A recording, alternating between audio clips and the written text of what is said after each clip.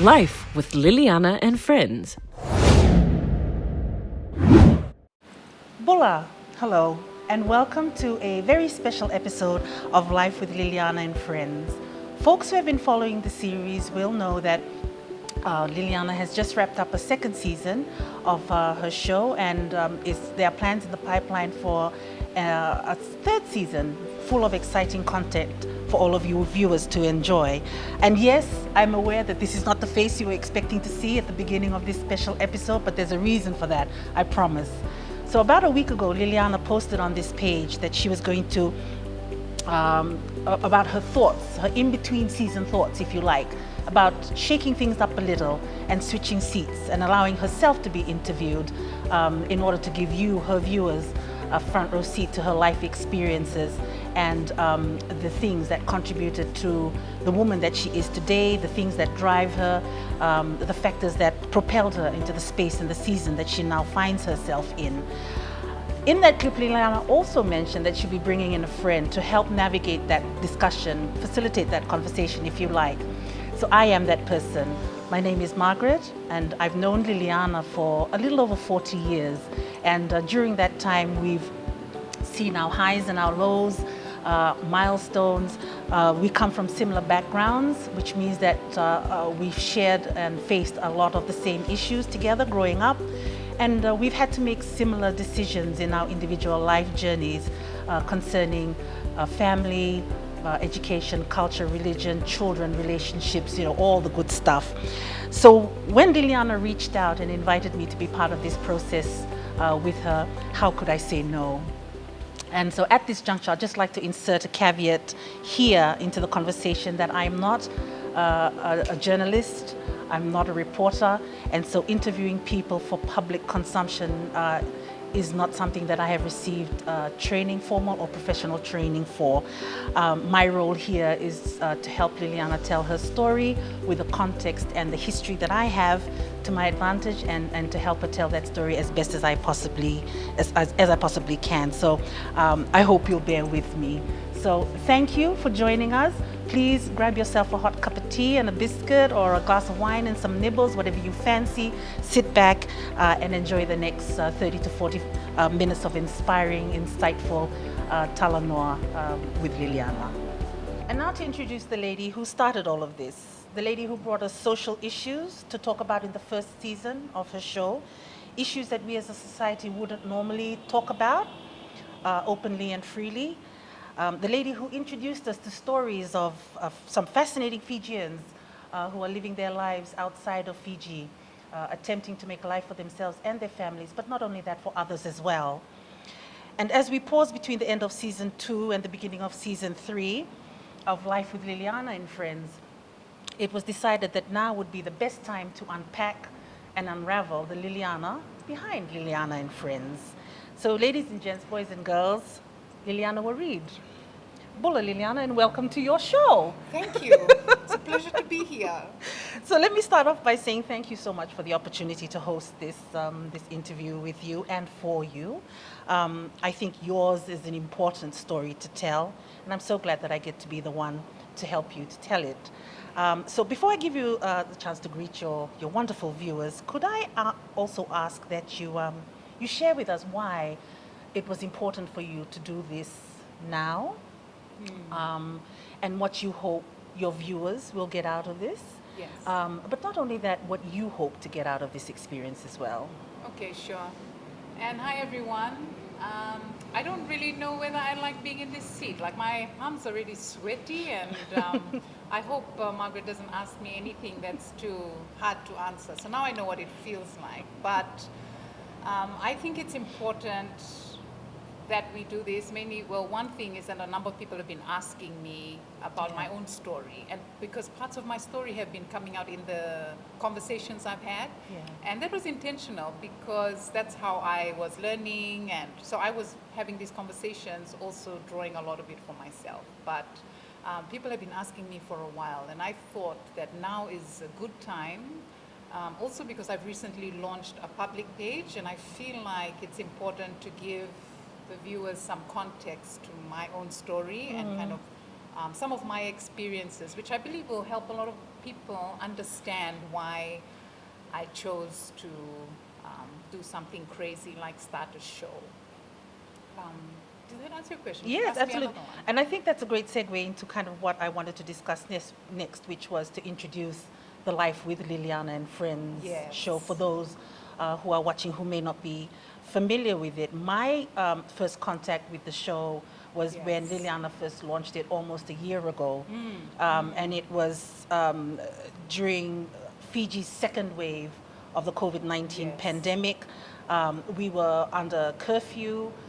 We had domestic borders, which restricted Yes. our movement. Schools were shut. People were out of work. It was a particularly challenging and Yes. dark time for our nation and her people. So you created that platform during that time. You couldn't have picked a more challenging time to start this venture if you tried.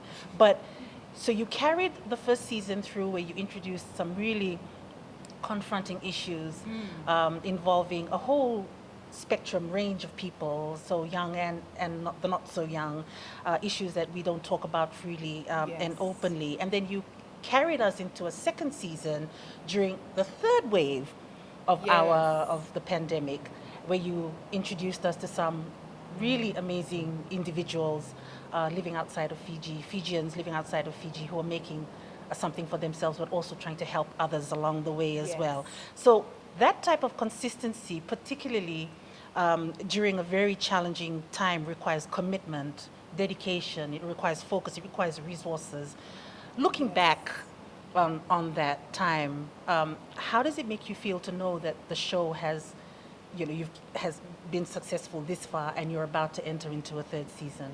Yeah, thank you. Well, first of all, I feel really honored to be able to steward something like this, because it's not something that was always in my sights to, have a platform like this. Like, not at all.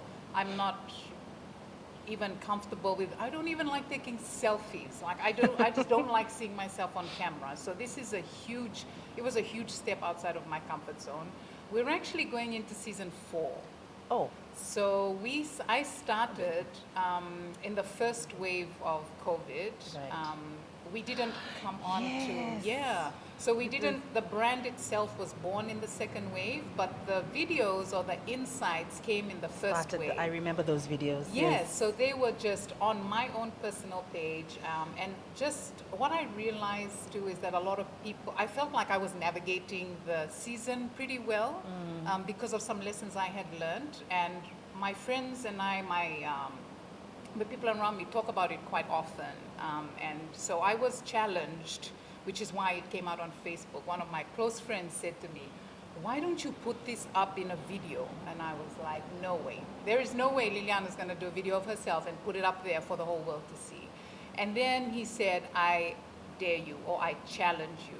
And that's not... That was it. That's the wrong word to say to Liliana, challenge. And I was like, he's not going to win this, and he's not going to do that. I'm just going to do one, just do one. So I did one, and it's public on my personal page, so anybody can go and see it. And it was just one morning. I finished exercising, like no makeup, no lipstick, no nothing, and I was like, just do it. I did it, and I posted it, and I left it, and I felt like sick to my stomach. I thought I was going to throw up. Because you're coming out of your comfort zone. Yeah. And then I thought, oh, well, no one's going to watch it anyway. And then I started getting these messages like, oh my God, you did it. Like, because there were other people who were there when the challenge came. And so then, like within half an hour, there were like 200 views. And that was like crazy to me that 200 people would watch it. But then at that point, I realized, and then I got feedback, like saying, man, thank you so much for that. That was awesome. And then I realized this isn't about me. Yeah. And my friend was actually right. A lot of the things we've learned, a lot of the things that have equipped me, were important for other people as well, so that they can also be equipped, so that it might help. I always think of it as just helping one person. Yeah. Because my faith is a very big part of my life, I always remember that Jesus left the 99, or talks about that parable, leaving the 99 for the one. Yeah. That's what God does. And so I always think about it like that. It doesn't, never mind the 99, if this is for one person. And once upon a time, I was that one person. Yeah. That somebody took the time out to just give me a hand up, and that's why I've been able to overcome a lot of challenges in my life. So it started from there, And then I thought, okay, people are really loving this. Let me expand it to my circle, which is why it became Life with Liliana and Friends. Yeah. Because my story and my journey is so much richer because of those that I associate myself with.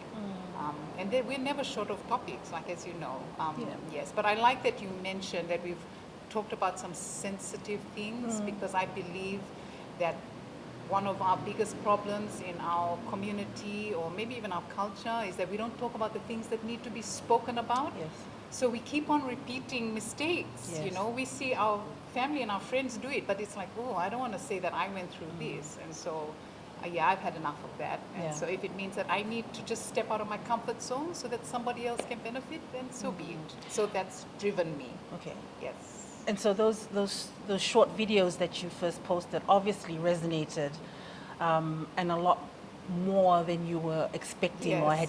had even anticipated, which for me is an indication of just the need for information, Right. and just the need for a safe space to be able to talk about these issues. Yes. And so, which is, then is understandable for how Life in Liliana and Friends just took off in Yes. the manner that it did at a time that it did. Yes. We were in the middle of a global pandemic, an outbreak, a second wave, a third wave, Yes. but still your vision had traction, Yes. which for me is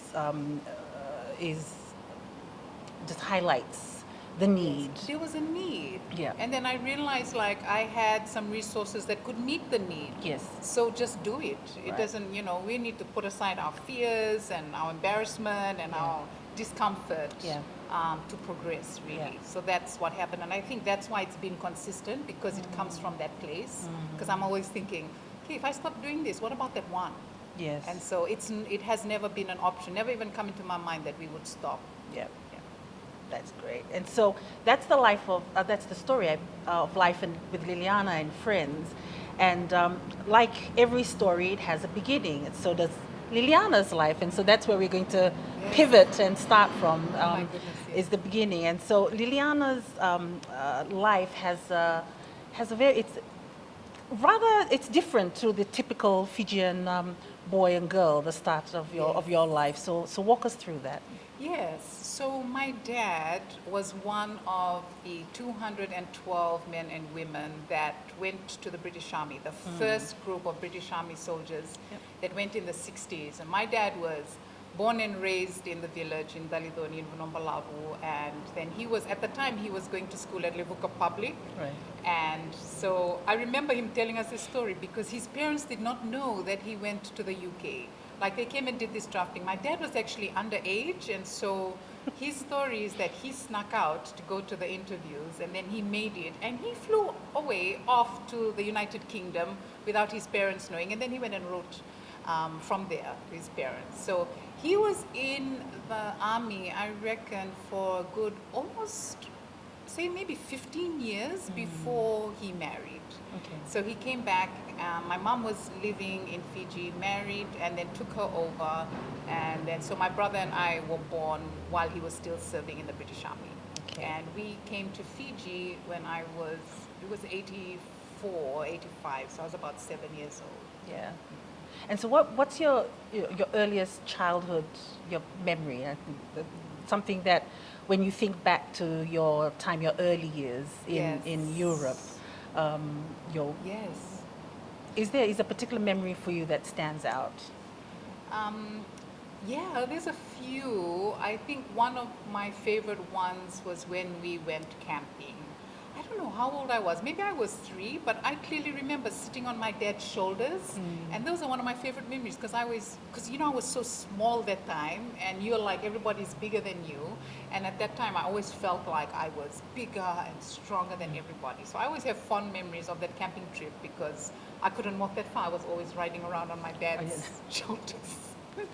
And I think that's an indication of the type of relationship you would then grow on to nurture with your dad. Yes. Later on in your teenage and early adulthood years. So your family returned to Fiji in the mid-80s. Yes. And then you started school at Viota Primary. Yes, And then you went on to Suva Grammar. that's right. Yeah. How was that experience for you? in that learning environment? I don't have a lot of good memories from that time. Not because the school was bad or the people were bad, but I really struggled to adjust. And in hindsight, I realized that I suppose I just wasn't prepared. I didn't know what to expect when we came. One thing I remember is like for Tui and I, Tui, we came along the same time, around the same time, and we were surprised that there was electricity. Like that was our thing. We used to discuss like, what is Fiji like? It's a place that we are from. We're Fijian, but we've never been. We don't associate with it at all. So we're looking at pictures, and then we just thought it's like, okay, the people are wearing grass skirts, and there's no electricity and running water. That's what we thought, and we really thought we were going on an adventure. I think we couldn't comprehend the fact that we were going to live there and live here and be a part of this country. And so I suppose when we came back, nobody really had conversations with us I mean, how would you know, right, that you need to talk young kids through this?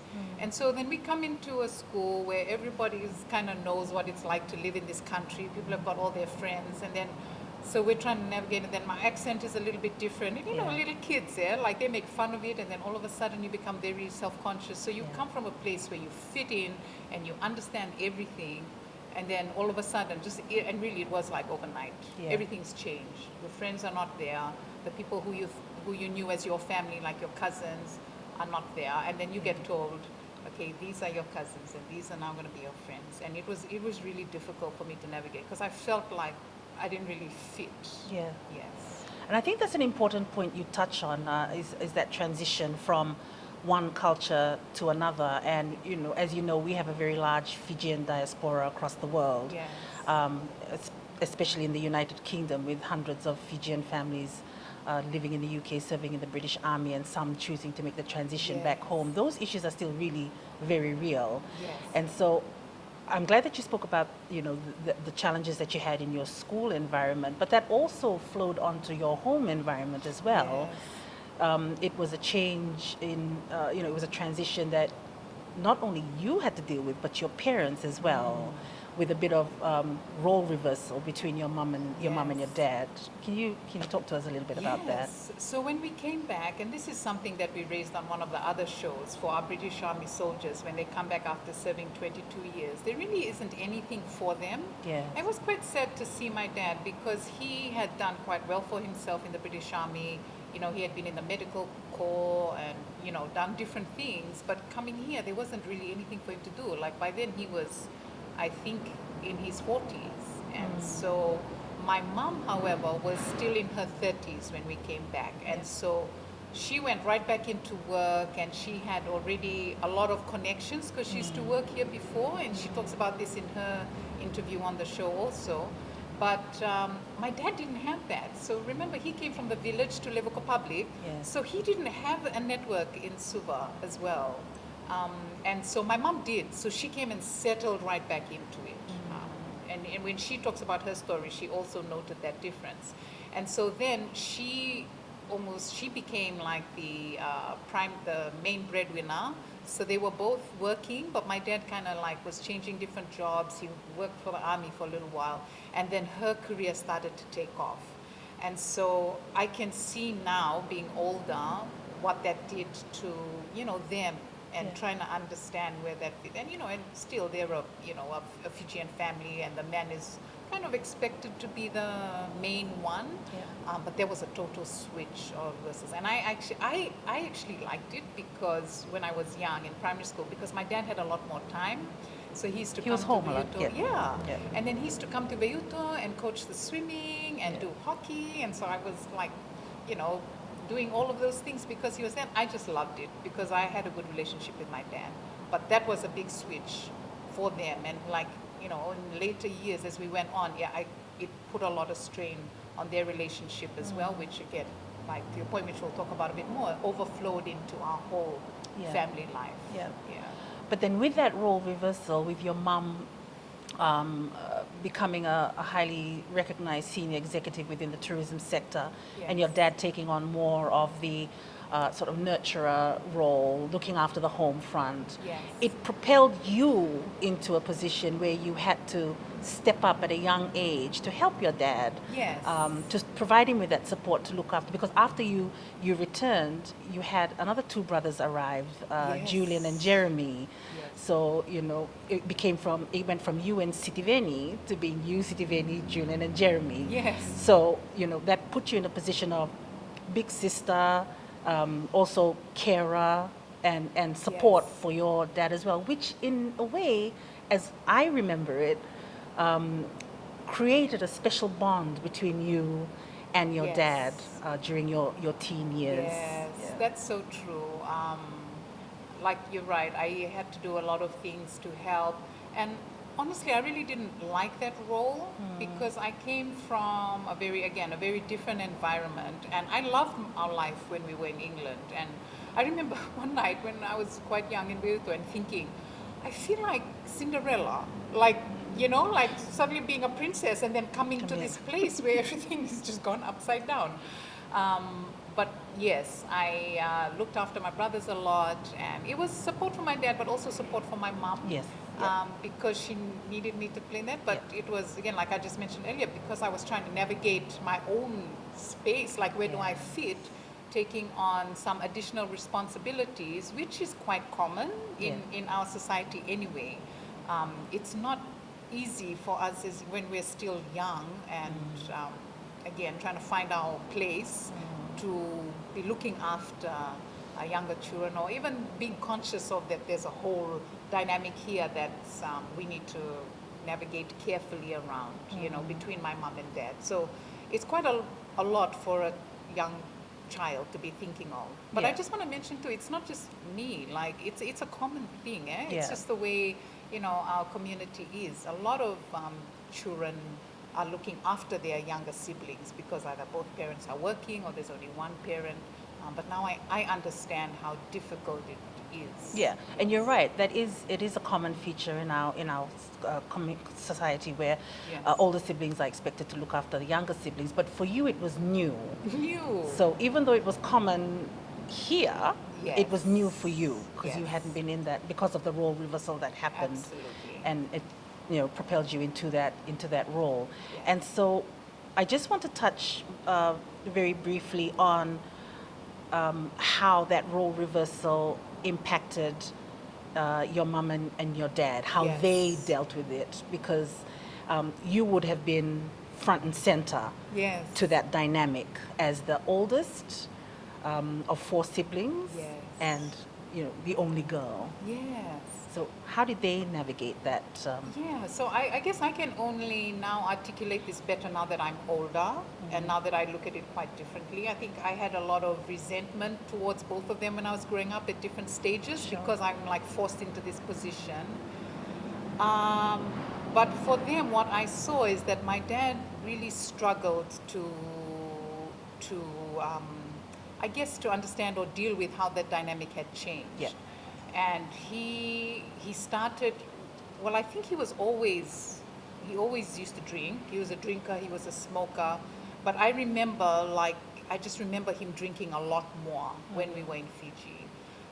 And that used to cause a lot of arguments. Yeah. My mom was like living her best life. She was doing awesome in her career. And, and I think, I don't know what conversations happened to them between them at that time, but when I'm older, I think it would have been wonderful if my dad could have supported her in that career and just been secure about that. I feel like there was a lot of insecurity. This is just my observation. Sure. And so it's just the way that he coped. It's the way he coped, That was his coping mechanism. Yeah. That was the only way he knew how to cope, I guess. And he played golf. And so we often talk about the 19th hole because golf courses only have 18 holes. The 19th hole is the golf club. And so I remember... I've never heard of it referred to as the 19th hole before. And they spend longer at the 19th hole than they do in the whole 18 holes. And so I have many memories of, being in the golf club. But we also formed some great friendships when we were little with a lot of the kids who are now grown up. But yes, so it caused a lot of instability in the home. Yeah. And so I then turned into, from just looking after my brothers to protecting them. Yeah. I have like early memories of my parents just having one evening having a very heated argument, and remember, this is all new for me because I never heard anything like this when I was growing up in the UK. That's why it's just kind of like, did somebody just drop me into a different family with a different parents, because these are not the parents that I know. And so hearing, just loud voices, things falling, and it's just like, oh my goodness, for a child hearing that is just really hard. And then I have my two younger brothers. I don't think Jeremy was born that time. But I just remember like putting them in a room and just trying to talk to them so they wouldn't hear. You took on the protector role. Yes. And I still feel very protective of them. But that was our home life growing up, all through primary school, through to secondary school, and even when I came out. It was a very different time back then, and coping mechanisms varied from one person to the next depending on what they were dealing with. It's a little, I'd like to think we've come a bit of a ways since then, and so I just want to mention that if there is anybody out there who is dealing with something that they might need a bit of help with in terms of coping, that there are resources available. And if you would like a bit of guidance on how to access those resources, please get in touch with the Liliana, with the Life with Liliana and Friends show. Drop us a message, and we will do our best to refer you on to the services that would be able to assist you. Absolutely. I think we'll take a question from the audience now, just to break that up a little bit. So we have one question here around the most embarrassing situation that you've been in. So we're up to your teenage years now, and you and I both know there've been one or two situations that we might have found ourselves in growing up, that we might be thinking, why on earth did I do that, or why on earth did I make that decision then? So what in your mind is the most embarrassing situation? Okay, the first thing that comes into my mind is really not from my teen years. I think my teen years, I was old enough to learn how to block out things and then just pretend it never even happened. But I remember in primary school, oh my goodness, I had so many embarrassing moments. And this one here, I used to like this boy. I won't mention his name because he's like still somewhere there. You might even be watching. Yes. Anyway, I used to like this boy, and so I plucked up the courage to write him a letter. I was in class 4 in Mrs. Lal's classroom. Yes. And imagine, so like I'm already like don't fit anywhere, and then all of a sudden I fall in love with this boy in class 4. So Liliana writes him a letter, like pouring my heart out into this letter, and then he gives it to the teacher. To this day, when I see him, that's the only thing that I remember. That was so embarrassing. I think it sounds like he needed a coping mechanism too. Yes, and she had to say it in front of in front of everyone, and everyone laughed, and that's just my most embarrassing moment of all time. The end. Please don't ask it. What kind of questions are you got there? Who's asking this question? I think that's an interesting thing. I personally, at class 4, I wouldn't have been able to write a letter to a boy. So I mean, that's brave on one count if you think about it. Yeah, I never did it again. But you'll be scarred for life. But what was your relationship like with this boy after that? Did you go back to being friends? I hated him. Okay. I hated him. But today it's okay because we're old and grey now. So we you no moved friends. past it. No friends. Our cut friends from that time. The end. A woman scorned, after all. Okay. Thank you for sharing that with us. No problem. So I wanted to pick up on a very important issue that you touched upon when you talked about your childhood and returning from Europe, and that's the issue of displacement. So, as a child, moving out of one culture and into another, trying to find your fit, trying to find your lane, and being comfortable in that lane, knowing that you bring a different element, if you like, to your space now, and that can it can be in school or even with your cousins, your extended family you met for the first time when you came back home, or just with your friends, because I know that these issues are what I like to call live issues. It's something that we dealt with coming back, but then continue to deal with Yes. even now, and in one way or another. Yes. And so, just tell us a little bit, because I'm sure there are hundreds of Fijian families out there who, when returning home either for holiday or for good, struggle with the same issues. What was that like for you? Yeah, it's that's an interesting word, displacement. Until you said it, I didn't really give it a name or a title, but it makes so much sense. It describes it almost perfectly, really. And it's not something that I had to deal with then. It's something that I deal with still every day, especially now that I've chosen to go into this new season of politics. It's very much itoke kind of oriented setting. Yeah. And when I think one thing that made it even more challenging is that when we came back, our parents, whether it was by choice or not, I don't know, but did not put us in those kind of environments where there was a lot of Fijian speakers. Like my cousins all spoke English. My aunts and uncles all spoke English to us. My parents, they did often speak Fijian to us, so we understand. Like I can understand when people are talking Fijian, but we always answered back in English, and we were never, it wasn't our first language in the home. Yeah. So I think that was a big contributor, I guess, because the language is really important. Now when I'm older, I realize that, and navigating that. And one thing is the language, but also the Vanua. So my dad did not. We were unlike other Fijian families because we didn't have extended families staying with us. Yeah. And It was that- just a nuclear family unit. Yep. And that was uncommon. I realize now it's uncommon. My relatives would tell you that my dad didn't encourage people to come and stay. You know how you kind of like somebody comes from the village and say hello. Did not encourage people to stay. He was very much like, thank you for coming to visit. Okay, you guys going soon, and so they just take their leave. And so he also he hosted some village meetings at home, but not a lot. So I feel like from my dad's side that was intentional. Yeah. I feel like, and that's part of his nature too, because he's not extroverted in that way. Yeah. But I guess without realizing how that would affect us, in the long run, and then, integrating into society. I'm 100% sure if they had that knowledge, or they could see what it would be like in the future, they would have been much more intentional into, helping us integrate better. Because now at this age, I still feel that, I don't know, you can probably relate to this, because it's like, yes, I'm Fijian, and yes, I want to live in this country, but in a lot of situations, I feel like, no, I'm not really Fijian, but then I'm not English, and I'm kind of like, Hanging in the balance there. yes, so that's a very strange feeling, Where but it's still... The perception that you have of yourself as an Itauke female is not the same perception that others have of you, seeing you from, your exterior. Yes. They don't share that same perception. And so trying to connect the two has been a challenge that, we deal with on a daily basis.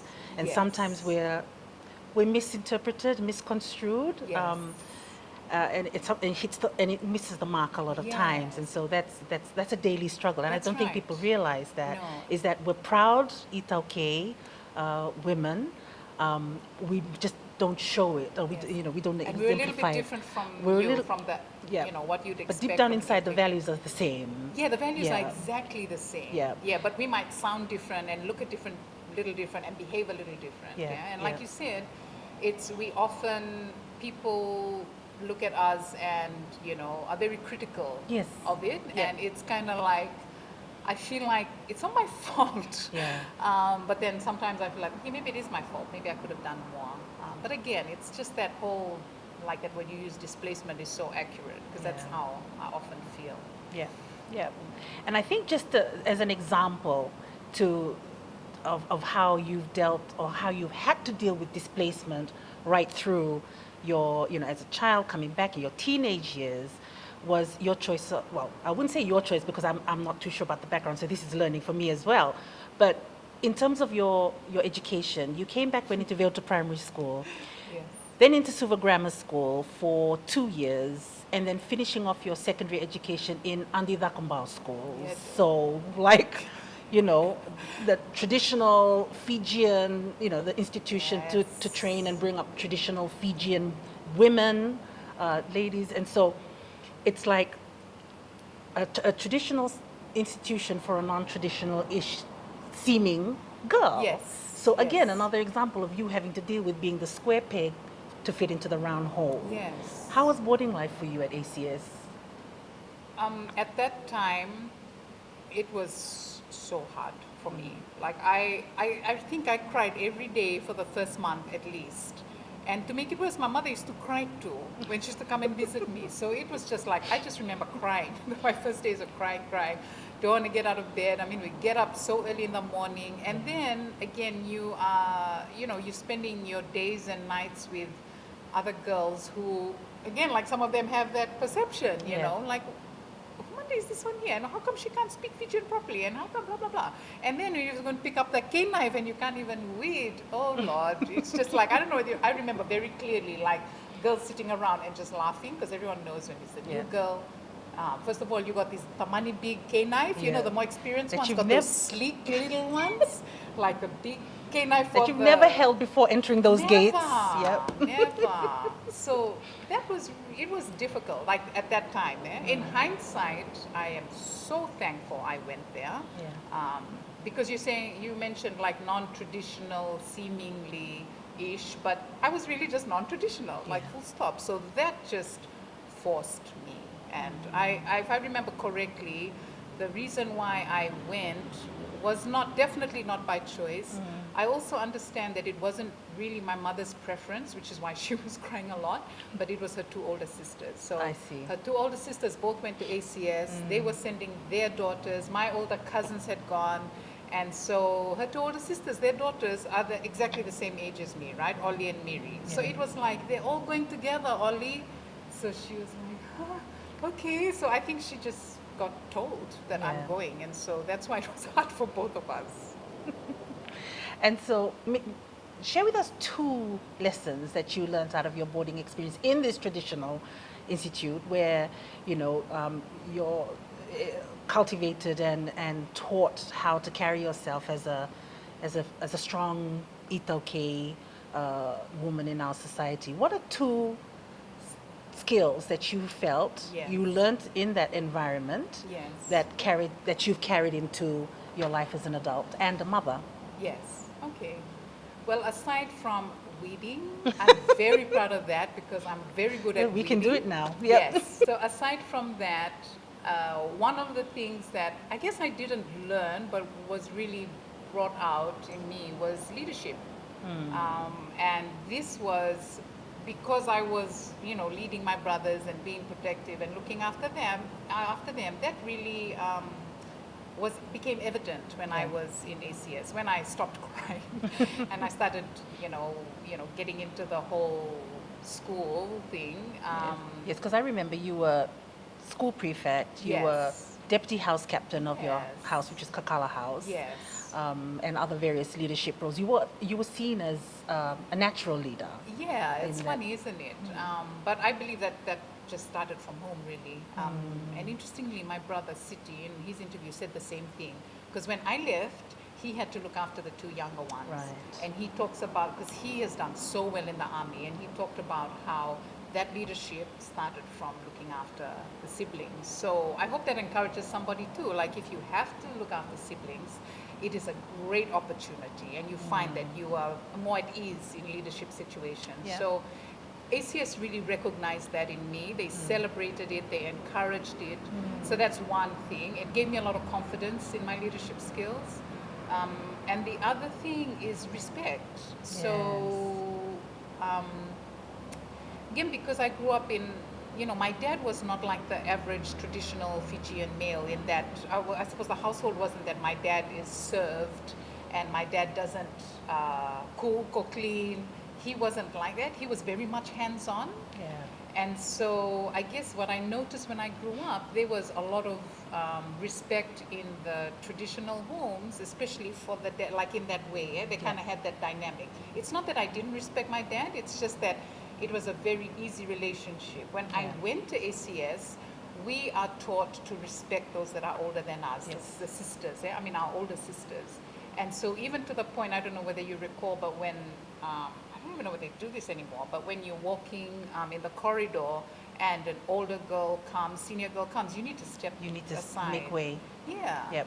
And I really enjoyed it. I actually enjoyed it. Yeah. Like, I wasn't like, why do we have to do this? Why do we have to? Because it was quite new for me, but I loved being able to afford that respect to someone else. And so that's something that I carry today, even at this age. I still find it very difficult to address older people by their first name. Yes. I can do it a lot easier now because coming from corporate, it's Yeah. kind of like, that's how you have to think. Yeah. But I'm thankful that I went there for those two things, just the leadership and just teaching me how to respect. And also it's just more a traditional kind of respect. Yeah. And I think also, being also an Ogo myself, one thing is the friendships that you Yes, cultivate sorry, of in the boarding school that just last your entire life, basically. So And it's so, I always tell my son, the cool part is that you get to go to school with your friends, and then you go home with your friends, and then you're talking at night when the lights go out, which you're not supposed to do, everybody.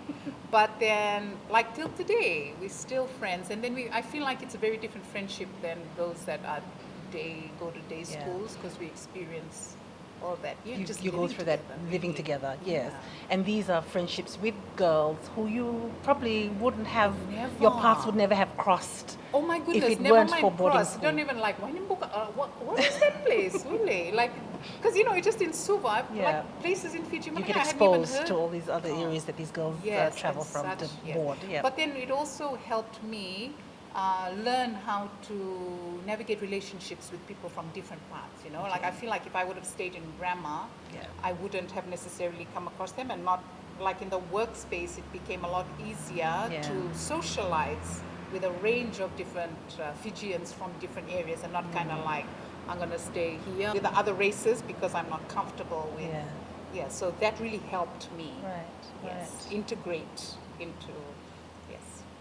So I think that's a good place to end, because we, especially when you're talking about a heavy topic like displacement, that we ended on a positive note using your time, your years as a boarder at Andivakamba School as an example for how it's further displacement, but you made it work for you somehow, and you brought away with you when you left a couple of golden nuggets that you've carried with you into your adult life. And so I think that's a positive message that we're sending, that even if you are dealing with displacement, it doesn't even have to be about moving from one country to another. If you're trying to find your fit within your family, your vanua, your church, your workplace, and that there are ways and means of being able to deal with that, and that reaching out and making use of resources that are available to you is always a good way to go, and seeing the positives.